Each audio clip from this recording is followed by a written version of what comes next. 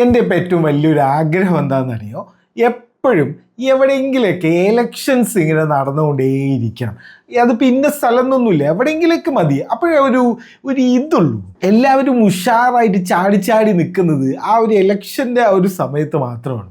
ഇപ്പം തന്നെ കണ്ടില്ലേ, ഇപ്പോൾ ഒരു ഇലക്ഷൻ സൈക്കിൾ കഴിഞ്ഞുള്ളൂ. ഇപ്പോൾ look how boring it is.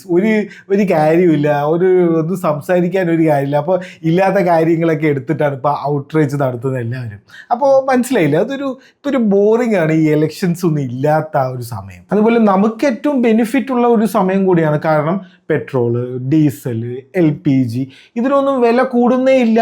എപ്പോഴും ഈ ഇലക്ഷൻ്റെ സമയത്ത് ഇലക്ഷൻ കഴിഞ്ഞ് വന്നാലേ ആ ഒരു വില കൂടുന്നുള്ളൂ. അപ്പോൾ എപ്പോഴും നമുക്ക് ഒരേ വിലയ്ക്ക് അല്ലെങ്കിൽ വില കൂട്ടാൻ ഈ ആൾക്കാർ, ഈ അധികാരത്തിലുള്ള അവർക്ക് കുറച്ചൊരു പേടിയും ഒരു സംഭവമൊക്കെ ഉണ്ടാവും. ഇവന്മാരെങ്ങാനും മാറ്റി കുത്തിയാലോ എന്ന് പറഞ്ഞിട്ട്. ഇത് ഇറസ്പെക്റ്റീവ് ഓഫ് പാർട്ടീസാണ്. എല്ലാ പാർട്ടിയും കണക്ക് തന്നെ. ഇവരെല്ലാവരും ഫുള്ള് വാഗ്ദാനങ്ങളായിരിക്കും, വാഗ്ദാനങ്ങളുടെ പെരുമഴ എന്നുള്ള രീതിയിലായിരിക്കും എല്ലാവരും പറയുന്നത്. ചിലതൊക്കെ കേൾക്കുമ്പോൾ ഇതൊന്നും ഒരിക്കലും നടപ്പാക്കാൻ പോകുന്നില്ല, അത് നമുക്കറിയാം. പക്ഷെ എന്നാലും ഇതൊക്കെ കേൾക്കുമ്പോൾ ഒരു സുഖമുണ്ടല്ലോ, അതിൻ്റെ ഒരു ഫീലിംഗ് വേറെ തന്നെയാണ്. പിന്നെ ചില സംസ്ഥാനങ്ങളിൽ പൈസയൊക്കെ കൊടുക്കും ആൾക്കാർക്ക് ഇലക്ഷൻ്റെ സമയത്ത്.